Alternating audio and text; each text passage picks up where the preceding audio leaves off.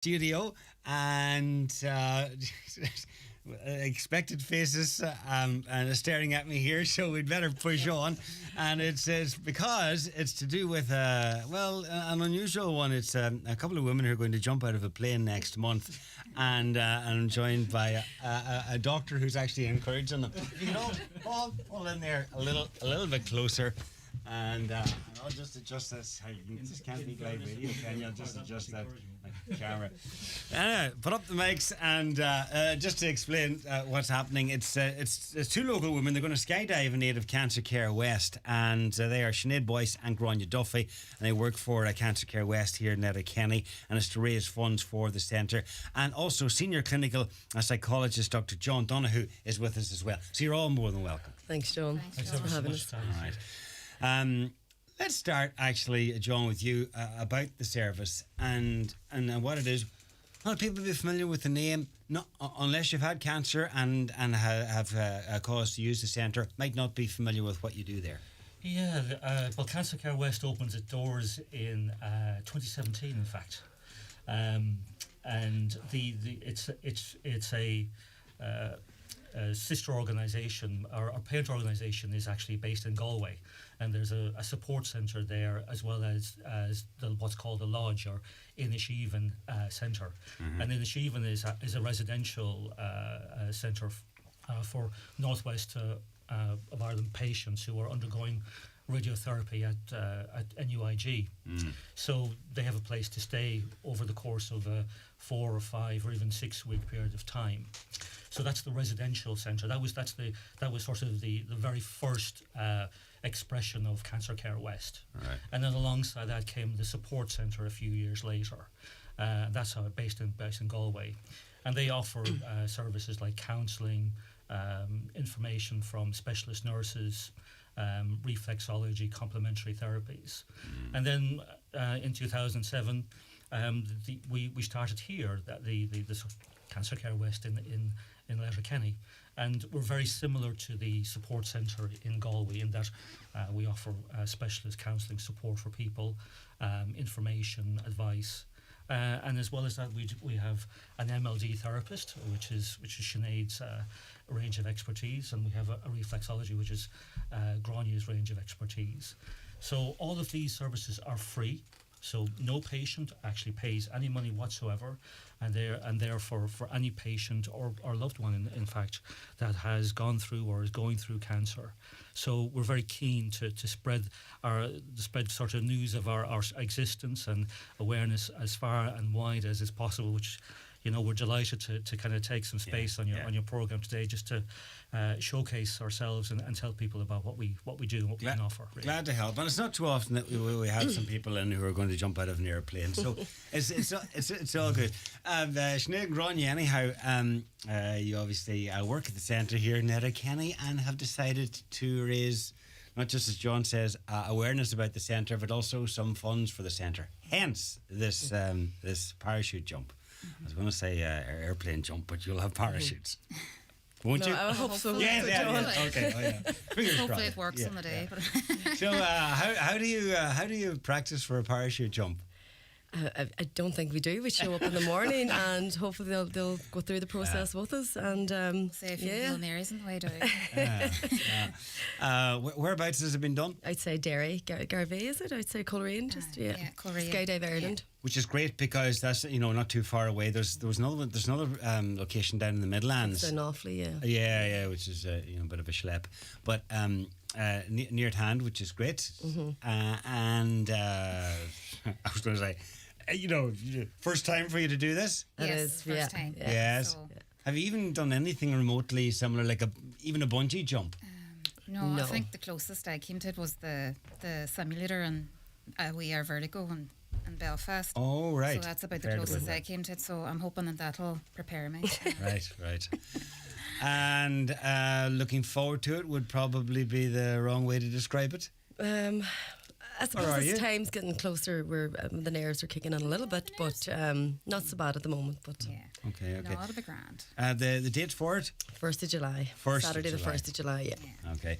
And how has the fundraising been going? Yeah, fundraising's going well. Going, Yeah. going good. We're hoping now maybe after today things will snowball and get and pick up a bit. But yeah, there's over I think 1,000 something in it already. So we're getting there. We're getting there. So anything, every little bit helps. Like so. Just going back to the centre and your roles there, explain to me what it is that both of you do, Sinead. So I work as the lymphedema clinician at the centre, and my role is really to work with those that have been diagnosed with lymphedema post-cancer surgeries, such as like patients that have gone through, say, maybe having their lymph nodes removed or have had radium or chemotherapy. It obstructs then the flow of the pathway for the lymphatic system. As a result of that, then they're left with lymphedema, which is a chronic swelling. Once they're diagnosed with it, it's lifelong management. It cannot be reversed. And mainly my role is to prevent it from progressing to different stages, because it goes from stage, say, 0 to stage 4. So I treat patients weekly for that and help them best manage it as best they can. Through manual lymphatic drainage, it's by hand, and then I have them fitted for garments and compression wear to help them maintain at the level that I get them to. A tough service, a tough role, a vital service. Absolutely. It's 100%. worth saying though as well that Sinead is one of the few Dr. Vodder trained therapists. Actually, there's not many of them even in the county. Yeah, there's only about there's two of us, yeah. And we have one of them. And so what that means is that in addition to the bandaging that normally would be offered, there's a massage-based therapy. It's a touch-based therapy. Skin technique, really. Yeah, it's more of a skin technique more than a massage. Yeah. Okay. So yeah, there's only 2 of us in the county. So and this would affect maybe 30% or so. The rough estimates are about 30%. So about 3 in every 10 patients who roughly would go through sort of severe treatments like chemotherapy or surgery or a combination of both. That's the kind of figures we were talking about. Because because so many lymph nodes can be affected by so many people who are getting cancer. Absolutely, yeah. Okay, Grania.